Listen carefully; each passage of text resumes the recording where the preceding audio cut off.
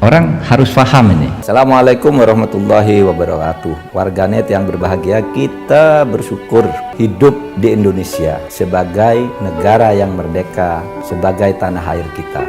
Mari cintai tanah air kita ini agar kita bisa melaksanakan perintah Allah dengan sebaik-baiknya. Dengan tingkat kepuasan yang akan sampai 82,2%, banyak yang meyakini, analis politik satu suara mengatakan bahwa Jokowi adalah Kingmaker 2024. Survei Indometer, Jokowi tak ingin legasinya dirusak oleh sosok yang tidak dapat dipercayai. Hasil riset lembaga survei Indometer menunjukkan kepuasan publik terhadap kinerja pemerintahan Presiden Joko Widodo mencapai 81,4%, dengan 9,6% diantaranya menyatakan sangat puas. Di tengah tingginya tingkat kepuasan publik yang menembus 81,4%, Jokowi menjadi faktor penentu dalam Pilpres 2024. Tetap tingginya tingkat kepuasan publik, bahkan mencapai rekor tertinggi di atas 80%, merupakan fenomena yang baru terjadi pada masa Jokowi. Pada pemerintahan sebelumnya, ketika masa jabatan 2 periode akan berakhir, hanya separuh yang merasa puas. Berbeda dengan para pendahulunya, Jokowi tidak bersikap diam dan berpangku tangan dalam kontestasi untuk memilih pemimpin nasional berikutnya. Jokowi mendorong sejumlah tokoh untuk maju, baik sebagai calon presiden maupun calon wakil presiden. Jokowi tidak ingin legasi pembangunan yang telah diletakkannya dirusak oleh sosok yang tidak dapat dipercayainya, bahwa para bakal calon presiden maupun bakal calon wakil presiden yang ingin berlaga pun harus memperhitungkan faktor Jokowi. Tingginya tingkat kepuasan publik terhadap Jokowi menjadi tantangan tersendiri ketika ingin menawarkan program kepada publik. Dalam survei tersebut, hanya 17,8% yang merasa tidak puas dengan kinerja Jokowi, dan diantaranya sebesar 1,0% yang menyatakan tidak puas sama sekali. Sisanya menjawab tidak tahu, tidak jawab sebanyak 0,8%. Survei Indometer dilakukan pada 5-10 Juni tahun 2023 terhadap 1.200 responden di seluruh provinsi di Indonesia yang dipilih secara acak bertingkat survei multi-stage random sampling. Margin of error survei sebesar kurang lebih 2,98% dan pada tingkat kepercayaan 95%. Terima kasih Anda masih bersama kami. Pemirsa, Mas Adi silakan dilanjutkan tadi soal endorsement. Kalau bicara tentang angka-angka statistik, saya kira semua calon punya ya. Semua partai, semua kandidat capres. Kalau ditanya hari ini pilihan politiknya ke siapa, terutama mereka yang dukung Jokowi, ya saya bilang mostly dan banyak ke Ganjar Pranowo. Yang ramai itu sebenarnya adalah kenapa dukungan politiknya Jokowi itu selalu dikait-kaitkan dengan kader lain di luar PDIP misalnya, termasuk Pak Prabowo Subianto. Bagi saya sederhana, ini dikaitkan dengan hubungan yang katanya seringkali panas dingin antara Jokowi dengan Megawati, panas dingin hubungan Jokowi dengan PDIP. Beberapa waktu yang lalu kan sempat panas gara-gara Jokowi itu terlampau kelihatan memberikan endorsement terbuka kepada Ganjar Pranowo ketimbang Puan Maharani. Tapi kan setelah itu bertemu kedua tokoh ini, Jokowi mengatakan hubungannya dengan Megawati seperti anak kandung. Jadi sebagai anak ya nakal-nakal dikit, setelah itu ketemu salaman selesai. Nah pertanyaannya adalah kalau kemudian Jokowi hubungannya membaik dengan PDIP, hubungannya kembali membaik misalnya dengan Mak Mega, apakah endorsement kepada Prabowo Subianto itu tetap relevan atau tidak? Kan itu pertanyaan-pertanyaan yang menurut saya kenapa dari awal saya katakan nggak mungkin Jokowi itu akan kemana-mana, nggak mungkin Jokowi itu mendukung kader partai lain di luar PDIP. Dan yang terakhir, kalau Pak Jokowi ingin dapat legacy yang mantap, 7 kali kemenangan gitu ya, dan tanpa luka ya tentu saja memang tidak ada pilihan lain dukungan politiknya hanya kepada Ganjar.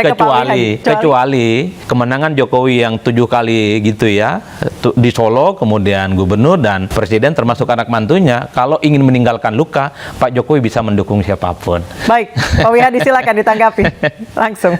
Gini, saya tidak menyangkal mengenai masalah secara ideologi dan secara partai itu Pak Jokowi dengan PDIP. Itu memang fakta yang ada. Tetapi kita bicara di sini bahwa apa yang sudah kita lihat belakangan ini yang terjadi, bahwa relawan Jokowi itu belum tentu PDIP. Dan ini adalah merupakan, kalau kita lihat di sini, ada dukungan-dukungan dari relawan-relawan yang dulunya mendukung Pak Jokowi itu sekarang mendukung Pak Prabowo. Nah, di sini kan kita melihat di sini bahwa rakyat sudah bisa memilih dan rakyat sudah bisa menentukan Bahkan kalau kita lihat yang namanya relawan pun, ini kita bicara di luar daripada partai. Kalau kita bicara partai, betul saya katakan bahwa itu memang dari rahim yang sama dan memang sudah menjadi satu platform dari partai itu, ideologinya sama, itu betul. Tetapi di sini kan kita ada relawan yang bukan PDIP, bukan satu partai, tetapi mendukung Pak Jokowi. Dan sekarang relawan itu juga ada yang mendukung Pak Prabowo. Nah, di sini kita melihat artinya bahwa dukungan yang dilihat oleh relawan, endorse yang dilihat oleh relawannya Pak Jokowi, itu sudah menentukan sikap daripada rakyat-rakyat itu yang tergantung dalam relawan. Dan relawan itu tumbuh terus. Tidak hanya relawan yang dari Pak Jokowi, relawan yang lain pun juga tumbuh terus.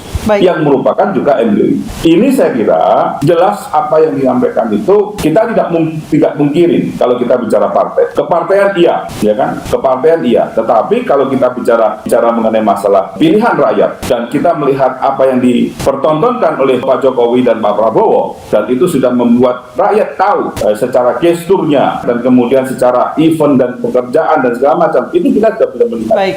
Ya kan? Nah, ini rakyat bisa menentukan. Baik, Pak Wihadi. Ditentukan oleh partai. Baik, Bang Putra silakan. Saya ingin membantah apa yang disampaikan Mas Adi dulu ya sebentar, karena biar bagaimanapun kalau dikatakan bahwa Ibu Mega komunikasi dengan Pak Jokowi tidak lancar, itu tidak benar. Karena berkali-kali saya pribadi mendapat informasi banyak sekali pertemuan komunikasi di antara kedua tokoh ini dan sangat intens sekali. Tapi satu hal ya Mbak Anissa yang harus kita catat ya, ini masyarakat terbuka tahu bahwa Pak Prabowo itu diumumkan itu deklarasi 10 bulan yang lalu. Pak Anies itu 9 bulan yang lalu. Pak Ganjar itu baru 3 bulan yang lalu. Apa yang mau saya sampaikan? Kami tidak mau cepat-cepat mengumumkan calon presiden. Kenapa? Karena ini akan membuat ramai perpolitikan nasional dan orang tidak jadi fokus terhadap kerjanya Pak Jokowi. Ini akan mengganggu fokus dari kerja kabinet, kerja Pak Jokowi di dalam melayani masyarakat, terutama pasca pandemi. Ini yang paling penting. Ini tidak mudah. Masuk ke endemi dan juga masalah ekonomi, masalah sosial, masalah kerakyatan. Ini secara sadar PD Perjuangan sejak 10 bulan yang mengatakan, mari kita fokus dulu dengan kerjanya melayani masyarakat, turun ke bawah, bahkan itu bukan hanya kepada pemerintah. Kita memberikan pagar kepada Pak Jokowi agar rakyat mereka fokus bekerja, bukan bicara soal capres. Ini masalah capres ini sudah ribut sejak 10 bulan yang lalu, 9 bulan yang lalu, tapi sebenarnya masih jauh. Nah, ini kalau dikatakan bahwa ada hubungan yang renggang dan segala macam, menurut saya itu tidak benar. Justru PDI Perjuangan, Ibu Megawati ingin Pak Jokowi tidak diganggu oleh isu-isu siapa capres, siapa cawapres, tapi betul-betul bekerja. Dan hasilnya apa? Hasilnya kita lihat, approval ratingnya, kesukaan rakyat itu di atas 80%. Ini adalah satu pengorbanan. Jadi kalau PDI Perjuangan dikatakan baru mengumumkan 3 bulan yang lalu, nggak masalah ya. Yang penting Pak Jokowi kita kawal sampai akhir. Yang penting rakyat puas dengan kinerja Pak Jokowi dan rakyat bisa melihat siapa sebenarnya penerus Pak Jokowi yang sama-sama merakyat, sama-sama bisa kerja dan orang baik serta membawa politik kegembiraan. Itu Mbak Nisa yang mau saya sampaikan sebagai klarifikasi tadi yang Mas Adi sampaikan. Baik, saya ke Pak Yusuf. Pak Yusuf, soal tadi Pak Wihadi mengatakan bahwa banyak relawan Jokowi yang berpindah akhirnya ke Prabowo. Ini menjadi hal bahwa masyarakat mendukungnya. Itu tanggapan Anda seperti apa, Pak Yusuf? Ya, itu satu dinamika ya. Tapi yang paling penting adalah rakyat di tingkatan akar rumput ini, karena mereka lah pemilik suara mayoritas yang menentukan kemenangan siapapun di pemilu presiden 2024 nanti. Nah, saya cuma mau memperjelas saja, ya kan. Saya kalau pertanyaan Pak Jokowi dukung siapa, semua orang punya pendapatnya masing-masing ya, sesuai dengan penglihatannya. Tapi yang paling penting adalah pertanyaan kritisnya, siapa yang paling bisa dipercaya melanjutkan apa yang sudah dicapai oleh Pak Jokowi dan membuatnya lebih baik lagi. Menurut saya Ganjar ya. Coba ya kita lihat. Tadi Pak Putra sudah menyampaikan soal karakter merakyat. Saya kira Pak Ganjar dengan Pak Jokowi ini kan istilah saya betin, beda-beda tipis ya. Stylenya sama, karakternya sama. Pak Prabowo dekat sama Pak Jokowi, saya tidak mempermasalahkan itu. Itu juga memang harus dilakukan oleh Pak Prabowo untuk mendapatkan insentif elektoral. Kita ngerti itu. Tapi siapa yang paling identik ya secara ideologis, secara politik, secara praktek adalah Ganjar. Coba kita lihat prakteknya ya. Kalau Ganjar dalam kesempatan yang banyak dia kunjungi siapa? Ke pasar-pasar, lari kemana-mana, masyarakat biasa. Kalau Pak Prabowo coba kita lihat prakteknya, yang banyak dikunjungi adalah para elit, tokoh-tokoh politik segala macam. Dari situ saja sudah memperlihatkan dua karakter yang berbeda. Saya kira itu. Pak Wida, silakan ditanggapi langsung. Iya, kalau dikatakan Pak Prabowo tidak merakyat, itu saya tidak setuju. Karena Karena kita lihat di sini berapa kali Pak Prabowo dalam setiap kunjungannya juga itu sudah pasar-pasar dan melihat bagaimana sambutan masyarakat dan bagaimana kedekatan Pak Prabowo dengan rakyat, dan itu sebenarnya dari tunjukkan. Tetapi Pak Prabowo ini kan bagaimanapun sebagai seorang menteri itu kan taat asas. Artinya kunjungan Pak Prabowo yang memang melihat bahwa harusnya memang misalnya ke kantor-kantor Kodim misalnya karena untuk mengecek kesiapan daripada kelengkapan daripada TNI dan segala macam sebagai tupoksi daripada Menhan. Tapi di sela-sela itu juga Pak Prabowo mengunjungi masyarakat, mengunjungi rakyat. Baik. Ya kan, beda memang dengan kepala daerah. Kalau kepala daerah ini kan bisa kemana-mana, artinya kan begitu kan. Tapi dalam hal ini kemana-mananya juga ini yang kita lihat bahwa kemana-mananya jangan juga ini lompat kemana-mana gitu kan. Tetapi kan daerahnya ini sendiri. Jadi semuanya ini kan ada aturannya, ya ada aturannya.